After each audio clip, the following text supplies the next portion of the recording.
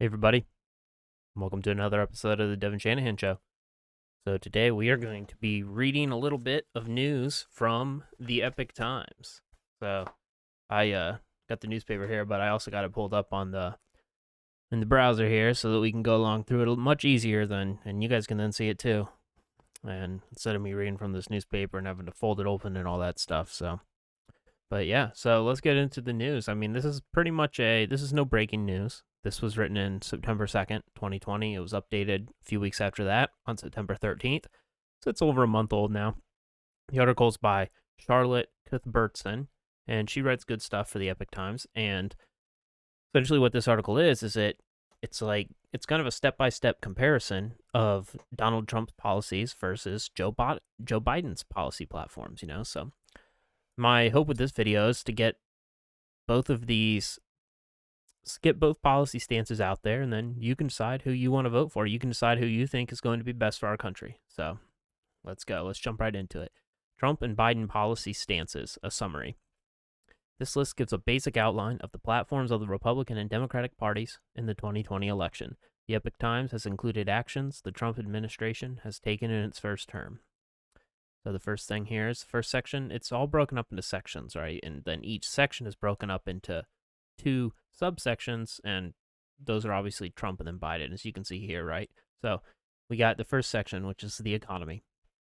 And I think, some people might argue that the economy is Trump's best, or one of Trump's best policies or his platforms, right? One of the best things he can run on. And I mean, there's a lot of evidence to support that. So let's jump right in. Under the economy, we have Trump. And Trump, he granted tax credits to companies that move manufacturing back to the United States and tariffs on those that don't. That's good. That is applying pressure to companies to come back to the U.S. and bring some of those jobs back. More jobs in the U.S., especially jobs for people who need them. I mean, these are working class jobs. This is in the steel industry, things like that. That's all good. I know. Well, they actually cover that here in the next bullet here. Continue improving trade deals after USMCA, China Phase 1, South Korea, and Japan deals. So China Phase 1, which was what I was about to talk about before I saw it, that it was actually in this second bullet point here. So China Phase 1 was, I know you guys heard a lot about the tariffs and the steel tariffs and things like that. So Phase 1, it put a 25% tariff on steel from China and a 10% tariff on aluminum from China. And what that did is that pretty much revitalized the steel industry in the U.S. and the metalworking industry here in the Rust Belt. A lot of these are working class families. A lot of these jobs were going away. They were shipping overseas. China, there is an argument to be made that we shouldn't be manipulating these markets by adding tariffs and things like that. But, we have a huge trade deficit with China, and we will eventually have to confront that. And so I think lowering the trade deficit and bringing some of these jobs back here, helping working class Americans and things like that, I think that is good for the time being, at least. So he also continues to cut regulations for businesses. Less regulations means a lower cost to do business, which means you can hire more people, put more money into the economy, get more stuff done. That's good for everyone. It's also funded on the job training and apprenticeships. As I'm sure most of my viewers live in America, and growing up in America, you are often told when you're in high school, you're often told that you got to go to college, and that's simply not true. There are a lot of good high-paying jobs that are in the apprenticeship range. Like you can be a plumber, you can be carpenter, you can be a welder. You could own a car shop, right? A mechanic shop. There's all sorts of things like this that are skilled trades, and they're in the apprenticeship line. And we don't need not everyone's cut out for college. Not everyone needs to go to college and accumulate thousands, potentially hundreds of thousands of dollars of student debt. And then these people get out of college and they don't know what to do with it. So, on the job training, apprenticeships, that's all good stuff. I think we need to focus on that a little bit more in America. So, college isn't for everyone. I'm sure some of you know that. He's also made a major investment in infrastructure. That's good. He has launched, quote, Opportunity Zones program in 8,766 distressed areas, which so far have attracted $75 billion in private capital. Most of these, this is almost 9,000 areas that he's launched this in, and most of these areas are, they have a high percent, they're minority areas for the most part, right? Like Latino and black areas for the most part. So, that's good. That's one thing. Everyone says Trump's racist. Trump's not racist. He wouldn't be doing programs like this if he was a racist. So, He's built on becoming a net energy exporter. So under the Trump administration, for the first time in I think ever, we are completely energy independent. That's due to fracking in the oil industry. Something that I would note that in the final presidential debate, Joe Biden said that he would completely phase out and eliminate. And, if you're in Pennsylvania listening to this, hopefully you're not in that industry and already placed your vote for Biden, and then you go and watch the debate and you see that Biden says that he's going to get rid of it, and you go, holy shit, I just voted for Biden. Now he wants to take away my job. What am I going to do? So, I mean, there's a little bit of evidence that maybe happened, because if you go into Google Trends, and actually, we'll do it right now. I'll go here right now. See, look, I got it pulled up in a bookmark. Google Trends. If you go into Google Trends is a website that will tell you what's kind of trending across Google. So, type in change my vote, right? Change my vote. Now, I did this a while back, and I did this right after the debate. And right after the debate, the change my vote was trending in Pennsylvania. So that's probably because of his comments about oil and things like that, and wanting to eliminate the oil industry. So I think there's like some 500,000 jobs in Pennsylvania related to fracking in the oil industry. I know in my state, Ohio, there's quite a bit of fracking and things like that. So, the Midwest, the Rust Belt, there's quite a bit of that going on here, and that's a lot of jobs. So, and let's be completely real, the Green New Deal, things like that, they're not going to work. They're going to cost us, what, $32 to $35 trillion is the estimate over the next 10 years? That's insane. We're $27 trillion in debt. We do not need to add $32 trillion to it for some Green New Deal, which is in turn going to crash our economy. So, all right, let's go on. Let's go to the Biden section of the economy. He wants to increase the federal minimum wage to $15 per hour. Increasing the minimum wage is unconstitutional, right? There should be no minimum wage. And if you increase it to $15 per hour, it's gonna backfire, because these businesses are going to have to lay people off. End of story. They're not going to be able to afford to pay. I mean, in some states that's twice as much. They're not going to be able to afford to do that. So it's not good. He wants to strengthen worker organizing, collective bargaining, and unions. He wants to make major investment in infrastructure focused on reducing carbon emissions. I think that's the key point there. Essentially, what this means is he wants the Green New Deal. He's admitted it. It's even on his website. The Green New Deal is part of his plan. He's worked that into his plan. He's working closely with AOC and Bernie Sanders. I think Bernie Sanders is even about to hold like some sort of really high position in his cabinet potentially. And I mean, like I said, this is bad news, right? It's kind of like it's like the government broken window policy. So for those of you who don't know, the government broken window policy is the government wants to stimulate the economy, right? They want to create more jobs, and the government's idea to create more jobs is, hey, let's go over here and throw a rock through that window and break it, and then we'll have to hire someone to fix it. So we'll create a job essentially by hiring someone to fix this window. But it's a false premise, because if you had never broken the window in the first place, those resources and jobs, resources, time, money that is spent to repair that window could have been spent in another area, an area that actually advances us. Like the broken window policy is essentially you have to take one step back by breaking the window to take one step forward by creating the job. You're just back to where you were, right? But and that's pretty much how all government job stimulation is, when in reality what we should be doing is we should be taking steps forward. We should have natural job growth driven by the free market and demand. Let's go on. He wants to make racial equity part of the mandate of the Federal Reserve. That's not good. Essentially, that's going to mean the Federal Reserve is going to have to give out loans and interest rates based on race instead of based on merit. Not only is that not good, that is inherently racist. If you are basing something on race, it's inherently racist. So that's gone. We'll insist on strong and enforceable standards for labor, human rights, and the environment. That's just Green New Deal stuff. We'll ban anonymous shell companies, expand anti-money laundering requirements, disclosure of beneficial ownership, and greater oversight of cross-border transactions. So on the surface, that sounds good.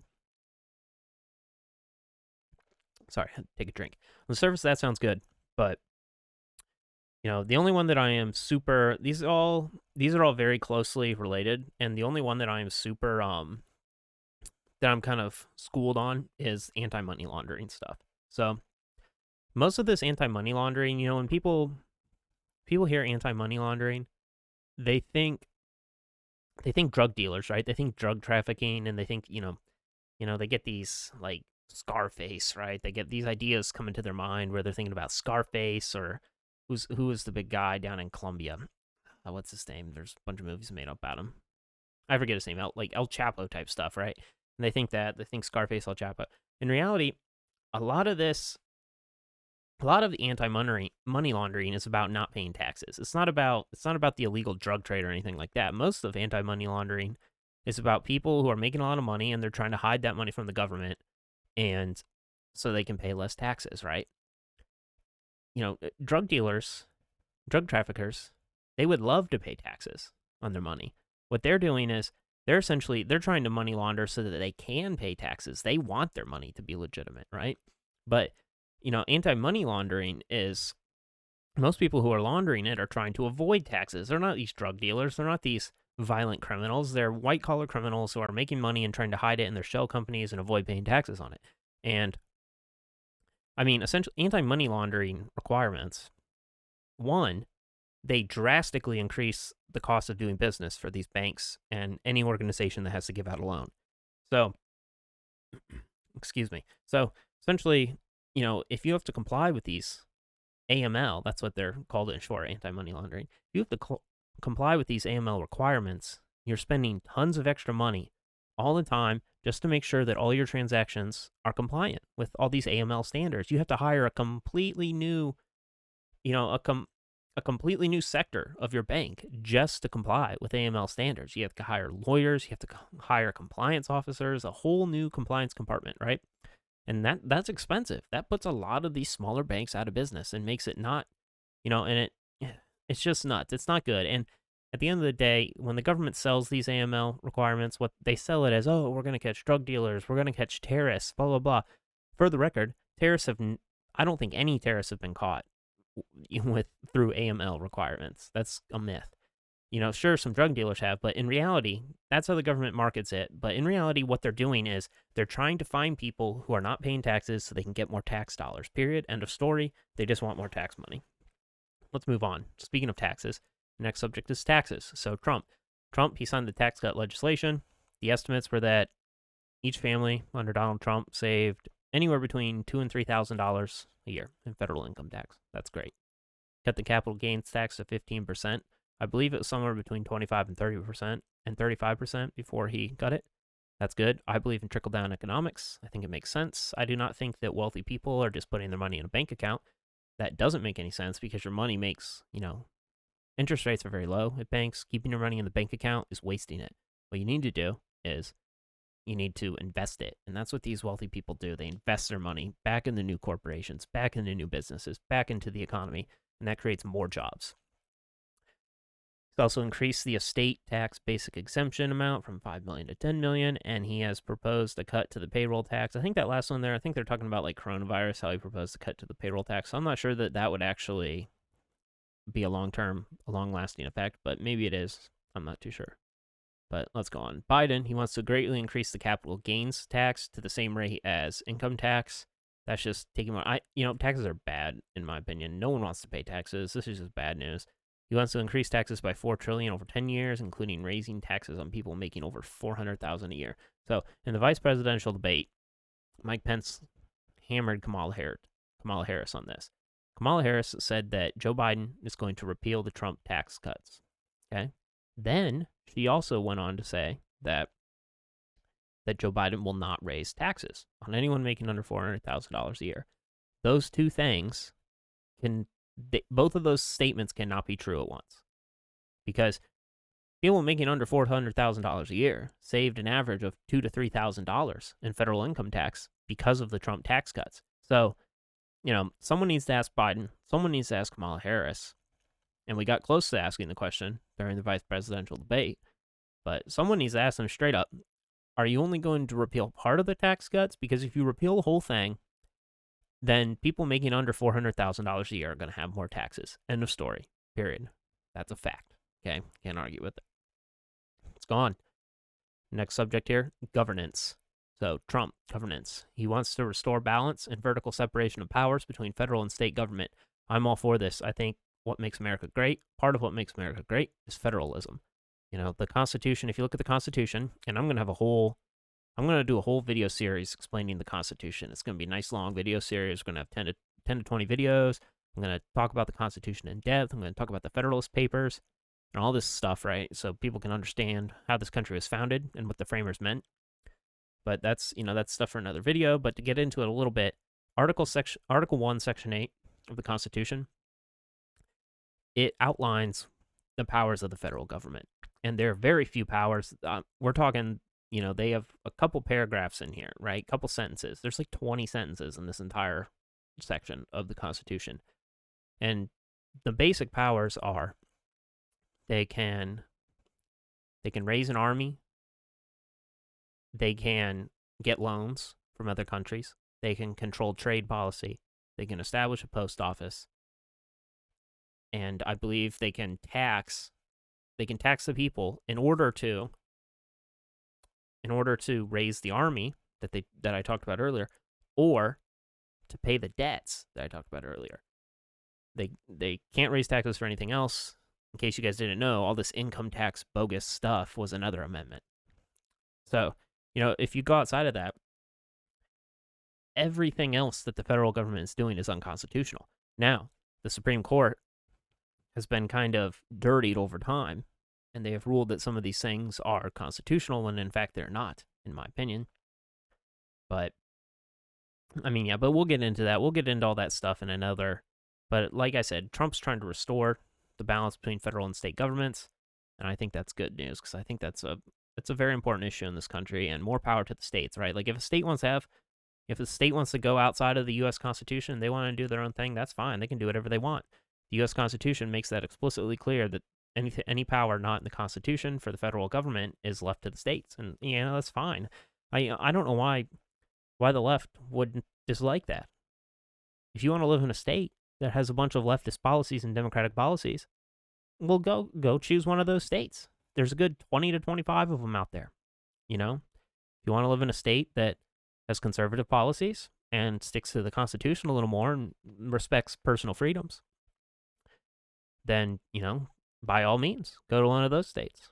So let's go on. Donald Trump has also promoted voter ID, which is good. We only want people who are eligible to vote voting, period. I don't see why there's argument there. Practically every other country on planet Earth has voter ID. Supports apportionment and redistricting based on census count of all citizens and not including illegal immigrants. I agree. Legal immigrants should not be accounted for in redistricting, because they obviously, they're not legal citizens. Redistricting has to do with how many voters are in an area. Legal immigrants are not voters. At least they shouldn't be. He wants to appoint more federal judges. That's good, but everyone does that. Biden can do that too. He wants make Puerto Rico the 51st state and keep the District of Columbia as a district. I have not heard that Donald Trump wants to make Puerto Rico the 51st state. That might need some fact checking. I don't know. I'm personally for Puerto Rico becoming its own country, just because they have quite a bit of debt and there's quite a bit of corruption in Puerto Rico.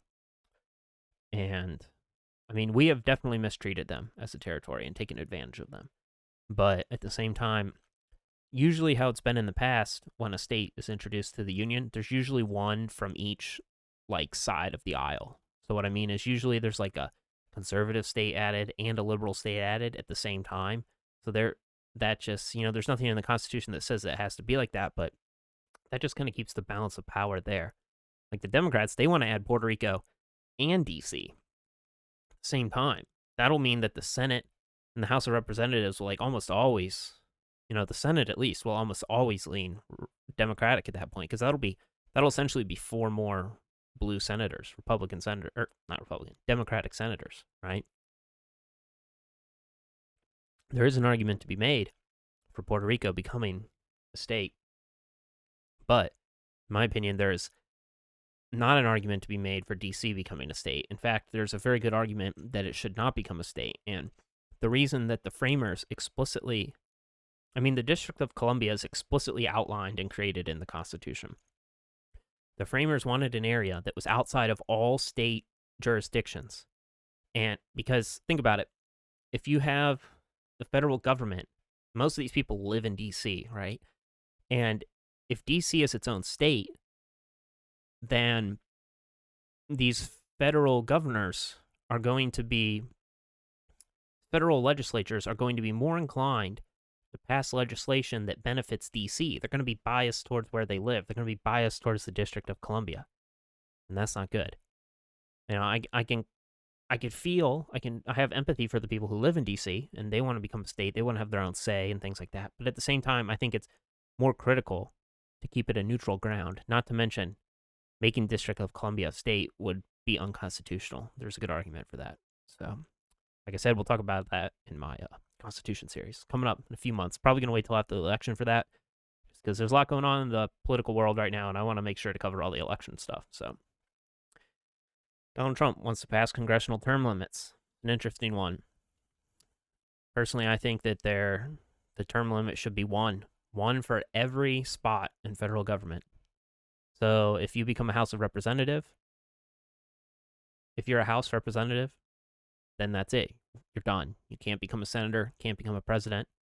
Now, the problem with that is people would not gain experience in the political system. But I think the pro outweighs the con, because the pros are that these people are then, like a lot of senators become senators and all they do is focused on them running for president or something like that, right? If you can only have one term anywhere in the federal government, then there is absolutely no reason to do anything that affects your votes, because you will never be voted for again in any position. So you're elected and you're going to try to do what you said you were going to do, and then you're done. Like, people wouldn't be doing things like, there's been some speculation that Donald Trump wants to pass these stimulus bills just so he can put his name on the check and it makes him look good, right? These coronavirus stimulus bills, which there's probably a bit of truth to that. Practically every politician ever elected does something. Every time they do something, there's a little bit in the back of their mind is the consideration of, how does this affect my reelection opportunity? If you have one term limit for any position, that goes away. That consideration goes away. Now, this is just me kind of off the cuff coming up with this idea. I haven't thought through it very well, right? And I'm willing to hear arguments for that. But in my opinion, that's the best thing that I can come up with off the top of my head so far. So, Donald Trump also wants to direct federal agencies to move out of DC to opportunity zones. That's interesting. I think that's just because he wants to kind of put more money into these opportunity zones. Okay, Biden, governance. He wants to make District of Columbia the 51st state. He also wants to make Puerto Rico 51st state. He supports removing, we already talked about that, supports removing the Confederate flag and statues of Confederate leaders from public properties. I don't think that's something that should be handled on the federal level. I think that should be left to the states, and each individual case of these Confederate statues and memorials and flags, each individual case has to be looked at individually. They're all unique. Some definitely need to come down. I agree. These were people who were treasonous to the United States, and they tried to break away against the United States, and we fought a war with them.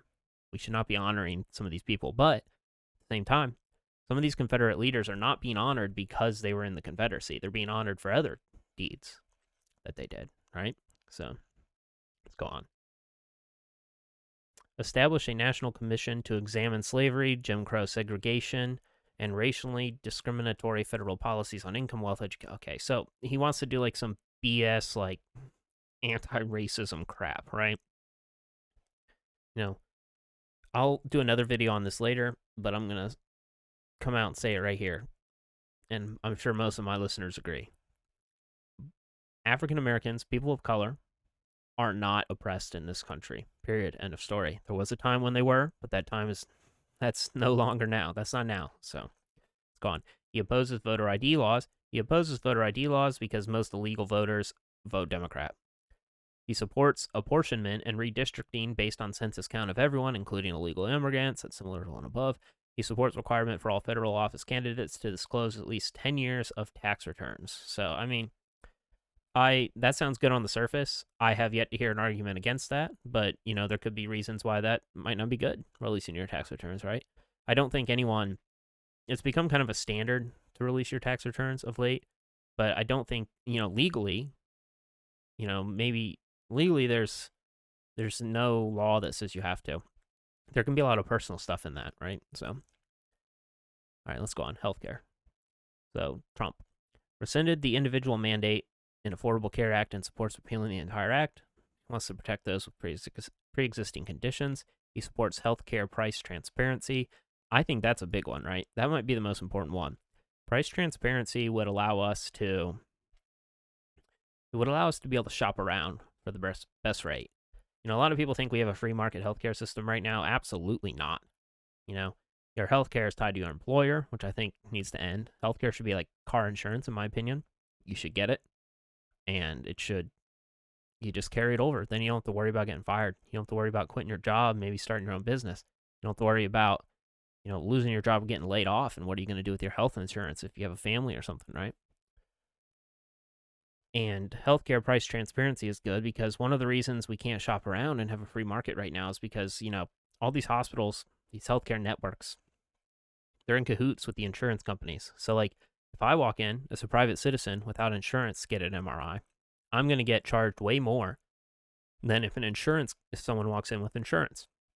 Because insurance has done, they've done deals behind the scenes where essentially insurance companies only support certain networks. Like, you can, like, if you have, Blue Cross Blue Shield, you can only go to certain hospitals in your area.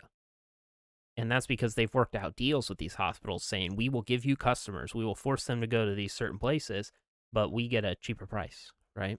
So that's not good. That's literally like it's not authoritarianism. What's the word for it? It's like, it's just not good, right? It's like mandated health insurance, and it's not free market at all. That's the word I'm looking for. Not free market at all. All right, moving on. He wants to stop surprise billing by banning out-of-network charges when patient doesn't have control of provided choice. He wants to drive down prescription drug prices, allows purchases from abroad, cut out the middleman who negotiate drug rebates, enforce favor nation status where Medicare pays the lowest drug price available globally. I'm not in favor of that. I'm in favor of part of that, right? I'm in favor of driving down drug prices, but it depends on how you do it. I'm not in favor of, like, mandating that companies charge less. It's not free market. I'll do another video on health insurance later and stuff like that, but I have a very conservative, you could say. It depends on how you look at it, either conservative or liberal. I think everything should be completely free market for health insurance. I think that health insurance is overutilized in this country. It's one of the reasons that the price is so high. And basically what I mean by that is it should be like car insurance in the sense that, when you go to your doctor for a checkup, like a yearly checkup, you shouldn't use health insurance for that. You don't use car insurance to get your brakes changed. It's kind of crazy. Health insurance should be for, like, the unexpected things that happen, the big catastrophic events, so to say, right? I think that would lower the price a lot. But we're so far away from that right now, though, that it's hard to even predict, right? Like I said, we totally don't have free market health insurance, but we also don't really have socialized medicine. We're in some like weird in between thing where everyone's just getting screwed, essentially. He wants accelerated generic drug approval, signed the Right to Try bill, I'm for that. Anti-abortion, I'm for that. Permanently expand telehealth. Okay, I'm not going to go on through all these because I'm going to do another video later on health insurance. And we all know where Biden stands. He wants Obamacare back. He wants completely socialized medicine. He's teamed up with Bernie and some of the other progressive leftists, and he wants completely socialized medicine and all this good stuff, right? He wants to treat abortion as a constitutional right. He wants to restore federal funding to Planned Parenthood, which was actually deemed unconstitutional. And yeah, he wants to do all this crap, right? Education. This is an interesting one. It's not talked about enough. Trump supports school choice, homeschooling, career and technical education, private or parochial schools, magnet schools, charter schools, online learning, and early college high schools. He wants funding to follow the child. I think what that means is kind of like a school voucher, right? Like every kid might have like a certain amount of money and they can use it at any school, right? So essentially you could pick to go out of your district if you wanted, and that would be fine, right? That would allow people. I've seen a lot of studies where that works very well and solves a lot of problems that we have in our current education system. Ensure First Amendment protections for students on campus. If it's a public campus, definitely. If it's a private campus, no. First Amendment doesn't apply to private organizations. That's like the argument for kneeling in the NFL. Well, yeah, okay, sure. You have your First Amendment right to kneel wherever you want, but you're in the NFL. You're at your place of business. If Roger Goodell wants to say you guys can't kneel, then you guys can't kneel. Sorry about it. Sue colleges for discriminating against Asians and whites. Yes. If they're public universities, yes, absolutely. These students should be, this is like Title IX stuff, right? These students should be accepted based on merits. That's all. Should have nothing to do with race, background, ethnicity, any of that. Opposes Common Core and supports alternatives, supports less testing. I'm not sure what that means. Opposes school-based clinics to provide referral or counseling for abortion and contraception. I think that's just a move because he's worried about re-election. Restore, but then again, we do get a ton of, with all the leftist crap that goes on in colleges these days, it would be nice to have a little bit of this more conservative counseling and stuff, So I'm for that, I guess. Restore private sector student loans and decrease student costs. Yes, we need private sector student loans. I'm going to get into this briefly and try to make it brief, right? The reason that schools and student loans are so much money is because the government got involved. And the government, all these people went to school for like bullcrap, right? Like transgender studies or underwater basket weaving or something like this, right? And they can't find a job. Surprise, surprise, you can't find a job with your transgender history class because there's no such thing. Like, surprise, surprise. And then these people, like, what if you went to Harvard for like transgender studies and there's only 10 jobs in the entire country that are related to your degree and you can't find a job out of college? And then you're stuck with this $100,000, $200,000 student loan that you can't pay back, right? If you put student loans into the private sector, that's not going to happen anymore. What does a bank do? What does a private bank do when they give you a loan? Well, they vet you and they vet the merits on which they're giving that loan. So if you go into a private sector bank and say, hey, I want a $200,000 loan to go get a degree in underwater basket weaving. They're going to be like, well, there's no jobs for underwater basket weaving. So the odds of you being able to pay back this loan to us are very low. So we're not going to give you that loan. Right?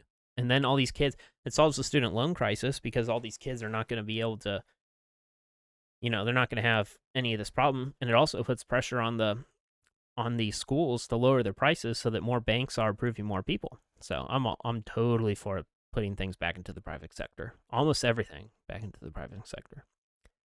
Biden wants to triple the funding for Title I schools, increase teacher wages. No, that's not good. Unless the free market demand wants an increase. If the free market demand demands an increase in teacher wages, it will happen naturally. He wants to double the number of psychologists, guidance counselors. Oh my gosh, this is like safe space stuff, right? He wants to increase federal funding for public school infrastructure, provide universal pre-K for all 3 and 4-year-olds, more socialized education for 3 and 4-year-olds. Pretty much he wants to indoctrinate your 3 and 4-year-olds. He wants to double funding for home visiting programs for parents of young children, make public colleges and universities tuition free for all students whose family incomes are below $125,000. Dude, that's crazy. Nothing is free. If anyone told you something was free in this world, they were lying to you or they were completely ignorant to the facts. Nothing is ever free. If some kid is going to university for free, that just means that the guy next door is paying for it. That's all it means. Forgive student debt for low-income and middle-class individuals who have attended public colleges and universities. Bad idea. Nothing is free. Like I said, that's just going to add to our debt. Eventually, these debtors that we owe all this money to, they're going to come knocking.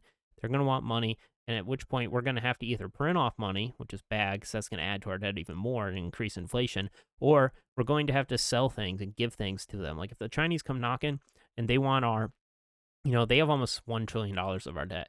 If they want, they want that money back, what are we going to do? We don't have $1 trillion to give to them. We're either going to have to burn off a bunch of money, which they probably won't accept because that'll just make the issue worse, or they're going to that would flood the economy with $1 trillion more dollars. It would increase inflation drastically, right? Which is a topic for another video. I know I say that a lot. But if they're not going to accept our dollars, they're going to have to, essentially, they're going to come in and be like, okay, well, you can't pay for it, so give us like land or something like that, or give us assets, right? They're going to demand things like that. Like if the bank forecloses on your house and you can't pay for it, then they're going to come and take your house, So, border security and immigration. Trump wants to halt diversity visa lottery program that randomly gives out 50,000 green cards annually. Yes, that's not good. We need to be giving out immigration based on merit, not on random. He wants to clarify birthright citizenship to exclude illegal immigrant children and birth tourism. I agree. Possibly resubmit DACA repeal to the Supreme Court. I agree. Continue to build 733 miles of border wall on the southern border. Yes, I agree. He did run on that. He's built almost 400 more miles of border wall. A lot of people don't know that, but he has. He wants to increase merit-based immigration from 12% to 57%. I agree. He wants to continue migrant protection protocols, blah, blah, blah. Step up workplace enforcement of illegal workers and their employers. I agree. He wants to forge cooperation agreements with Central American countries to help with regional asylum issues. He wants to punish sanctuary cities that protect illegal immigrants from federal immigration enforcement. I completely agree. The state is part of this. You can't just have these. I mean, at the same time, like if you're a sanctuary city and you're essentially like this, you're essentially like this sanctuary, I guess, for lack of a better word. You're a sanctuary for all these illegal immigrants. That's going to come back and bite you in the butt anyway. I mean, you're going to have to end up paying for all these people. A lot of these people are criminals. They're not vetted, and you're going to end up, have a higher crime rate. You're going to have higher taxes because you're going to have to pay for the welfare of all these citizens, and it's just going to bite you in the butt eventually, right? These are not tax-paying individuals. These are not merited individuals that have, skill that provide skilled labor to the economy. Like they're just coming in and they're sucking money out of the economy. And it's eventually going to bite you in the butt, right? So as long as our federal tax dollars aren't going to help them out over there for the problem that they created on their own, then I'm fine with it. Biden wants to provide a pathway to citizenship for DACA. He wants to halt the border wall construction. That's interesting because he probably has a wall around his houses. Widen asylum criteria. He wants to rescind travel bans from terror-prone countries. That's dumb. I mean, look, if you have a problem, what if 98% of your terrorists come from one country, you should maybe stop travel from that country or look at it more closely. Kind of makes sense to me, but I mean, the left completely denies that terrorism has anything to do with Islam anyway, at least from the Muslim countries.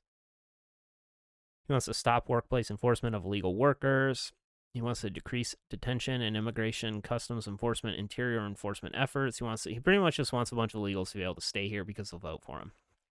Infrastructure. Trump. $1 trillion investment to fix current infrastructure, including bridges and roads, and expand rural broadband and 5G wireless infrastructure. I'm for the infrastructure, including bridges and roads. I think that the federal government and state government is responsible for bridges and roads. I agree with that. I'm not for them expanding rural broadband and 5G wireless infrastructure. Personally, I believe that is something that private companies should handle. Biden. He wants $1.3 trillion over 10 years for infrastructure and, quote, Green New Deal plans. Yeah, there we go. Green New Deal plans. That's like I talked above. That's like the broken window policy. We can't do this. We can't afford this. We can't afford $33 trillion for the Green New Deal. I'm sorry. We just can't. No one can. There's not a single country on earth that could afford that. The entire country, the entire world coming together couldn't afford that. Right? He wants to speed transition to electric vehicles, install 500,000 public charging outlets. I don't want to pay for that. I like my gas car. I don't want to pay for people to have their public charging outlets just so like Elon Musk makes more money with his stupid Teslas. It's absurd. We don't need that. There's no demand. If there were demand for these public charging outlets, they would be everywhere already because a private company would fill the gap for that demand. Obviously, that's how it works.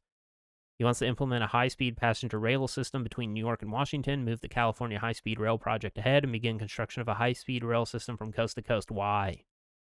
If there was demand, we would have it. This is just going to be another thing that costs the taxpayers lots of money and, lots of debt because they're not going to be able. It's like, I think these subway systems in like New York are in like extreme amounts of debt because they can't even keep up their maintenance costs with the ticket prices. And if you've ever been to New York anytime lately, like, I think it costs like $50 for a round trip into New York and back on the train. And these are crappy trains, so. And they're still losing money. That's insane. Like if there's demand for, like I said, for the public charging outlets, if there's demand for something like this, a private company would step in and have it done already. I don't know why these leftist, Democrat, progressive types don't understand this. Okay, housing. Trump, he wants to keep zoning decisions local.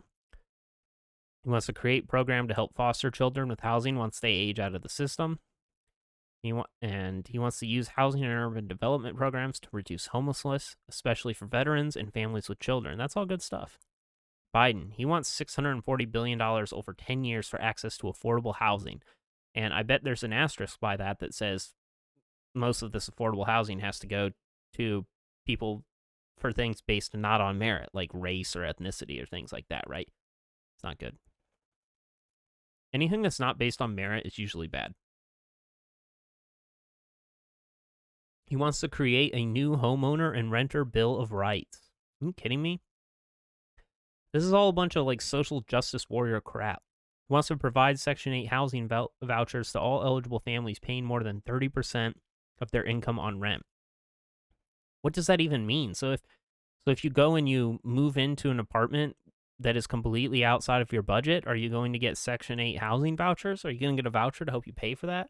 So like if I move into like a multi-million-dollar home and start paying rent on it, but I can't afford that, so I'm using more than 30% of my income on it, does that mean that I am eligible for a voucher to help me pay for that? That's absurd. He wants to eliminate local and state housing regulations that perpetuate discrimination. Some more social justice warrior crap right there. He wants to withhold federal funds from states that refuse to repeal zoning regulations with emphasis on ending single-family housing. Single-family? What? So Joe Biden wants to get rid of, I've heard rumors of this, right, but I've never looked into it. Joe Biden wants to get rid of single-family housing. This is like some BLM, Antifa, Young Turks type of stuff. He wants to, essentially what this means is he wants to get rid of the nuclear family. What are we going to what are we going to have like multiple families in one home, all like sitting around at night smoking the peace pipe or something, like around a fire? Like what the heck is going on? This is nuts. Hippie circles and stuff. Come on. Okay, environment. Trump, focus on clean air and water, not carbon emissions, expedited environmental assets, fund national parks cleanup, rejects UN Agenda 21 as erosive of U.S. sovereignty and opposes any form of global tax. Yeah, global tax, no way.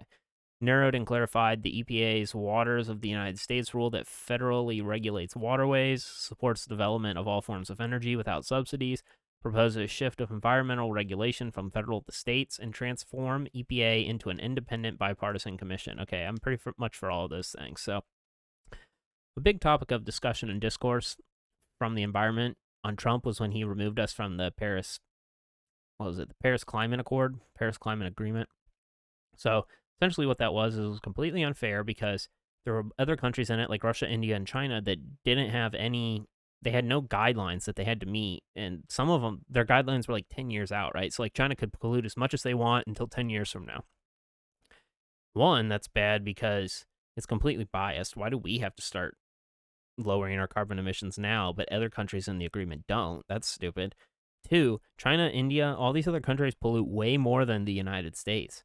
And there's nothing we can do about that. If you look at the actual statistics, yes, climate change is caused by humans. Not all of it, some of it.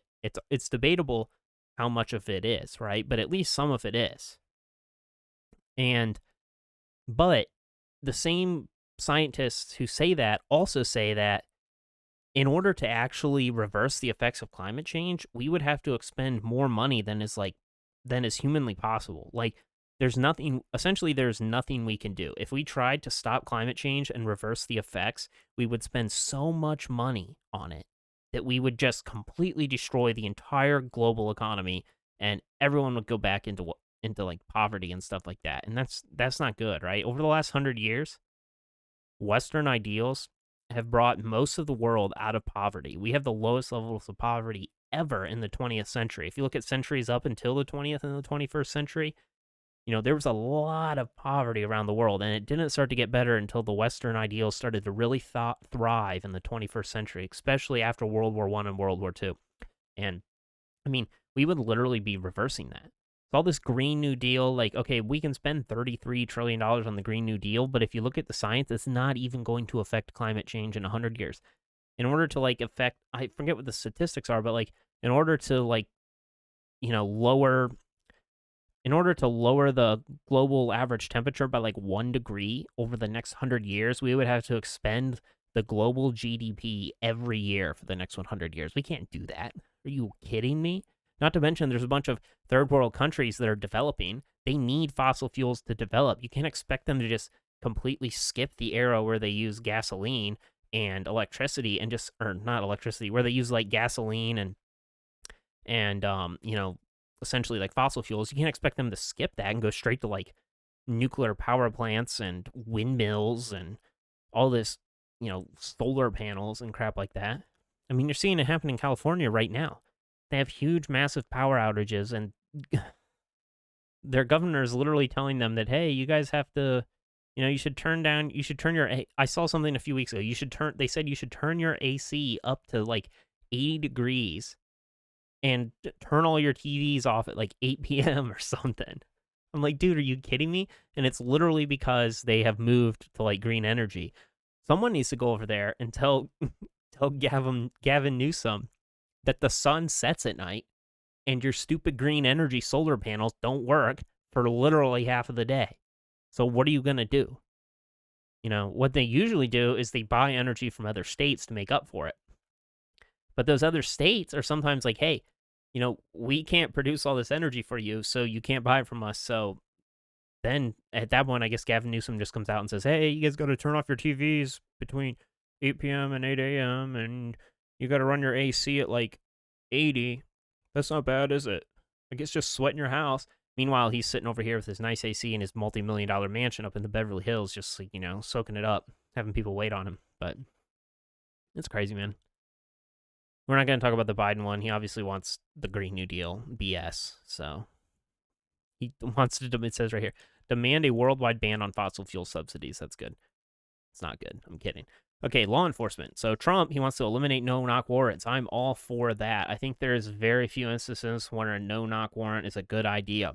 There's a lot of cases where warrants end up serving at the wrong address, which is not good. And I tell you right now, if a warrant was served at my house in the middle of the night or early morning, that's usually when they do them, early morning. They try to catch you off guard when you're like half asleep. And a warrant was served on my house at like 5 a.m. or something.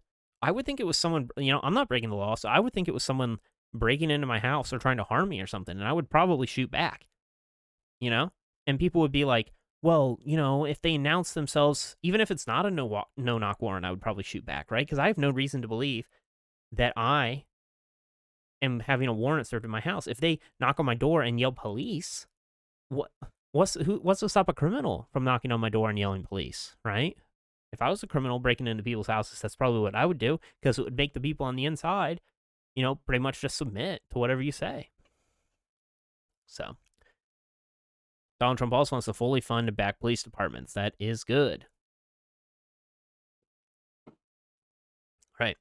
Joe Biden, he wants to decrease funding to police departments and increase diversity. And like I said above many times before, anything that is based on race and not based on merit is bad. He wants to establish no-knock warrant standards. I'm not sure what that means. He wants to limit the sale and transfer of surplus military weapons to domestic law enforcement agencies. I'm pretty for that. But, you do have to realize that it's not like these police agencies are going out and like buying and spending taxpayer dollars on this military equipment. What happens is, we've been in the Middle East for almost 20 years now fighting these arguably useless wars. And when we bring all this equipment back, we don't have anything to do with it. We're not just going to set it there and let it rust. So what they do is they give them to police departments. They're not paying for them. They're giving it to them for free. So, and he wants to limit qualified immunity. I don't agree with that. We'll get into that some other time, but I think police officers need qualified immunity. Criminal justice. Trump, he signed the First Step Act in 2018, which allowed for almost 3,100 inmates to be released, mostly drug offenders and inmates serving sentences for weapons charges. That's all good. I think there's a lot of, I think the war on drugs cost us a lot of money and did not really, it didn't really help solve the problem at all. I mean, personally, I think that you should be able to do whatever you want with your own consciousness, and as long as it doesn't affect your neighbor. And as soon as you start to affect someone else, that's when I think we need laws, right? Because then you're invading other people's privacy, you're invading other people's rights, right? So Donald Trump also supports the death penalty. I'm against the death penalty personally. I think the only time that the death penalty should be used is when, and now I could be wrong, right? I'm open to arguments on this because I haven't thought a lot about it, but I think the only time that the death penalty should be used is when the state or country does not possess the ability to keep the person from harming anyone else. So what I mean by that is, let's say you're in like a third world country that doesn't have enough money to create a nice secure jail, and there's like a Michael Myers character there, and he's caught and he's killed 30 people or something. So let's say they lock him up and he keeps getting out and killing more people. If you're unable to keep this person away from public and keep the public safe, then you should exercise the death penalty, because it's better to kill this guy who has committed horrible crimes than it is to risk other public lives. But in the United States, that isn't really a question, because we have enough, we have enough jails, we have enough security and assets and resources to be able to lock these people up and keep them away from the general public and keep them from harming more innocent individuals, right? And that's not even bringing into context the argument that usually life in prison and things like that is worse than the death penalty anyway. I mean, that's got to be friggin' boring. All right. Donald Trump also wants to crack down on child sex trafficking and internet sites that facilitate it, as well as pornography, and he opposes federal decriminalization of marijuana, but indicated support for allowing states to legalize it. I'm all for that. I'm all for power to the states, man. Power for the states, and get the federal government out of it. Biden created a $20 million grant program to get states to shift from incarceration to prevention, supports end of mandatory minimum sentences at a federal level. He wants to decriminalize cannabis use and automatically expunge prior convictions. He wants to end all incarceration for drug use alone and divert individuals to drug courts and treatment, eliminate death penalty, end cash bail and the use of private prisons, provide housing to all individuals upon release from prison. I am not for that. I am not for that at all. We should not be paying for these people after they get out of prison. He wants to liberally use clemency powers for certain non-violent and drug crimes. So the problem with that is a lot of these drug crimes that are in these prisons, they've already pled down. So someone might go to jail for they might have been charged with some sort of violent crime, and they might have pled down to a non-violent crime. And then if you're releasing them based on what they pled down to, this might actually be a violent person that you're releasing, right? So let's go on. Second Amendment. We don't need to jump into this a lot, because we know that Biden, no matter what he says, he wants to ban your guns, he wants to ban your assault rifles, and he wants to limit your magazines and all this crap, right? He wants to do a ton of unconstitutional stuff. Trump doesn't want to do any of that. And I agree. I even think that the current Second Amendment laws are too strict. I don't think that, I think we should have access to pretty much whatever we want. I don't see an issue with automatic weapons. I don't see an issue with suppressors, definitely. I think there's a very good argument for suppressors being completely legal and being, removed from the NFA standard. I mean, most people use suppressors to protect their hearing anyway, so there's a medical benefit. There's really good arguments to be made that you should be able to just buy a suppressor off the shelf. The left says that, oh, well, the left always gets all their gun stuff from movies. They see Jason Bourne, and they see him going into this building in the middle of the night and shooting his gun with his suppressor, and no one hears it. Bull crap, dude. Anyone who's actually fired a suppressor knows that they're still super loud. The sound just doesn't carry miles. Instead, it might carry only 100 yards, right? There's no way in hell you're shooting your suppressor inside a building and people in that building aren't hearing it. There's no way. So, and the other argument they make is that, oh, these guns are super concealable. If you can get a suppressed gun that's concealable, okay, so suppressors don't make guns more concealable. Suppressors are super long, man. They're big, they're heavy, they take up space. So let's move on. Military. Trump, he launched the Space Force as the sixth branch of the military. That was a long time coming. It's pretty much just what we were already doing. It now has a new name. He rebuilt troop numbers and readiness, passed the VA Accountability and Veterans Choice Act. That is good. We do not take good enough care of our veterans in this country, and we need to put more money in that. I only hear horror stories of VA hospitals. We need to change that. These guys put their lives on the line and risk everything for us, and we need to make sure that they can get the care they need when they come back. He's also dismantled the ISIS terrorist group, the JV squad, as Obama called it. Killed Iranian terrorist Major General Qassem Soleimani and ISIS leader Abu Bakr al-Baghdadi. That was good stuff. Bring more troops home. He's brought a bunch of troops home, and he's bringing more. I think this is the first time ever. Trump is the first president ever who did not start a war in my lifetime. That is in my lifetime, in the last 30 years. So that's good.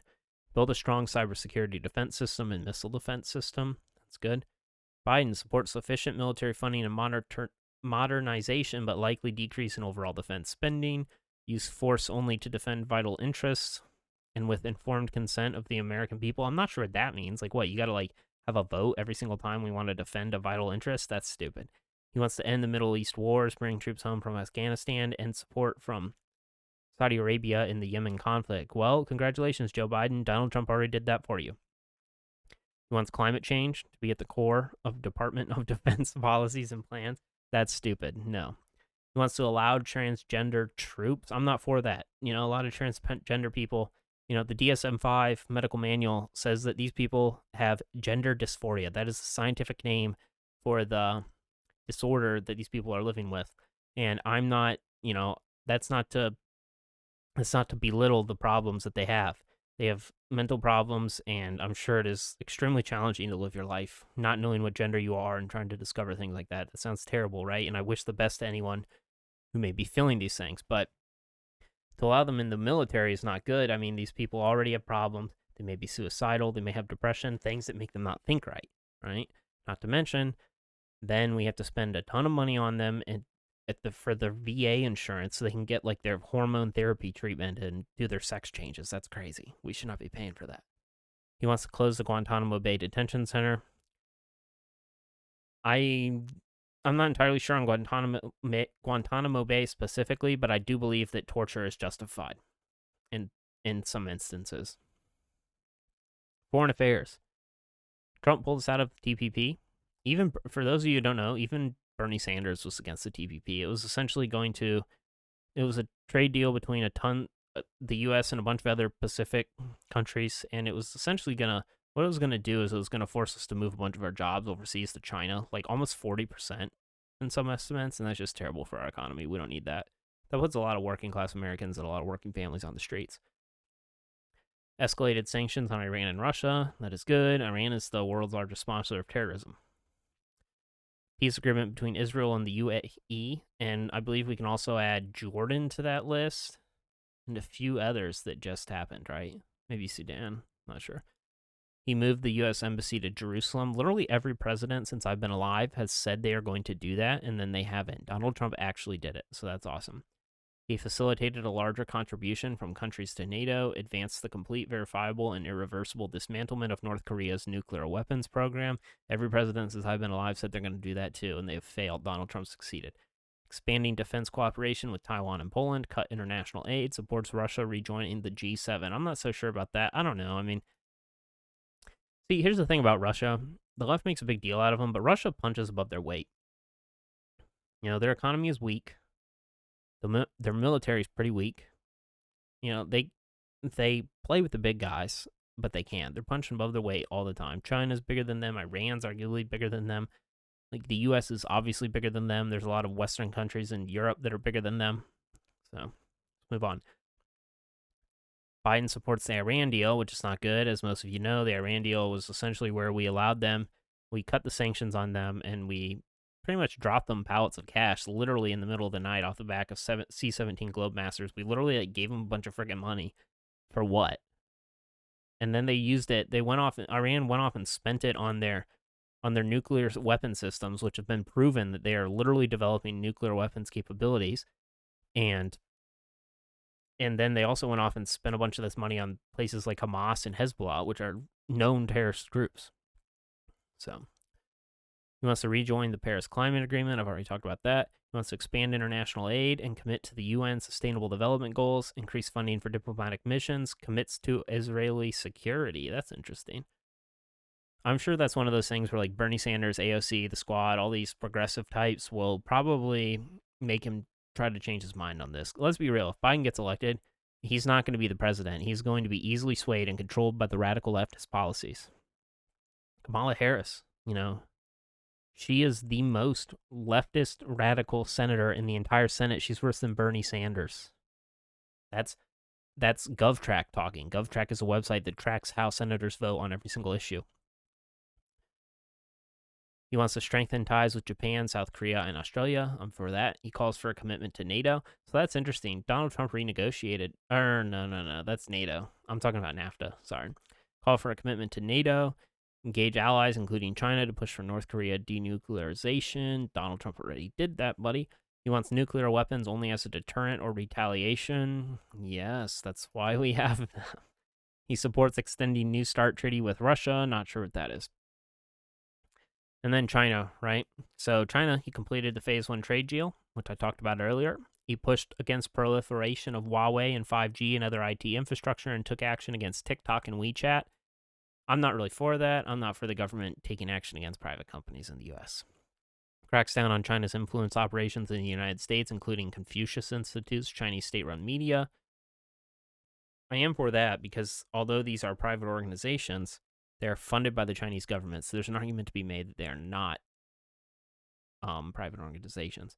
Crackdown on Chinese nationals stealing intellectual property. That's good, as we know that I think there's some sort of estimate that like China steals enough, like the amount of intellectual property that China steals a year in our country is worth like some insane amount of money, like maybe like $1.8 trillion, or like it's some huge absurd amount of money that you would never expect.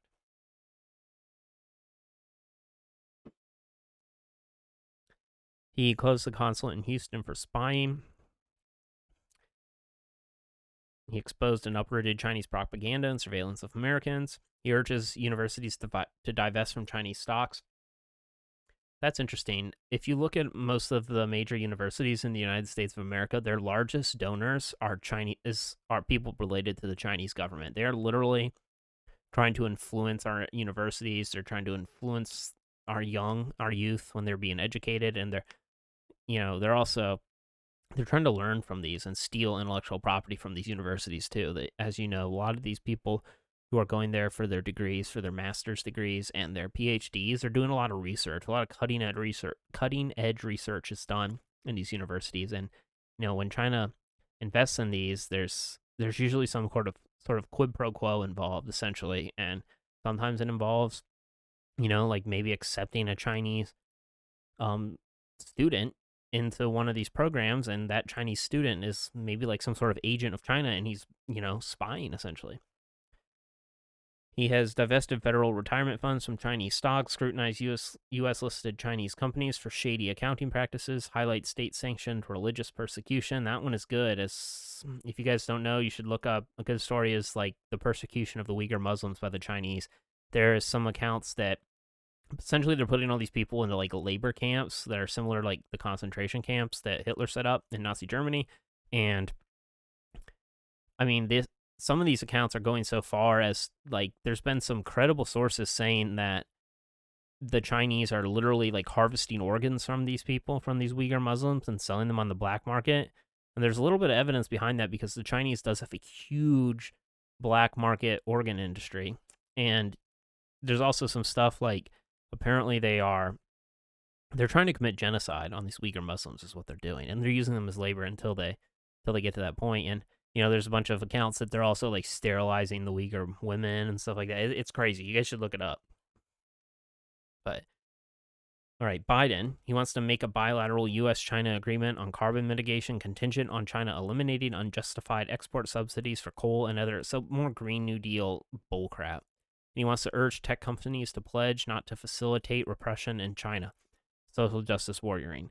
So,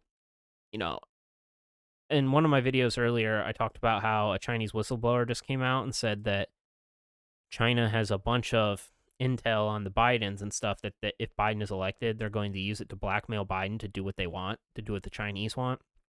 So, I mean, like I said, if that stuff is true, it's very bad. And I mean, China, in my personal opinion, China is the biggest threat to the future of the world and Western democracy.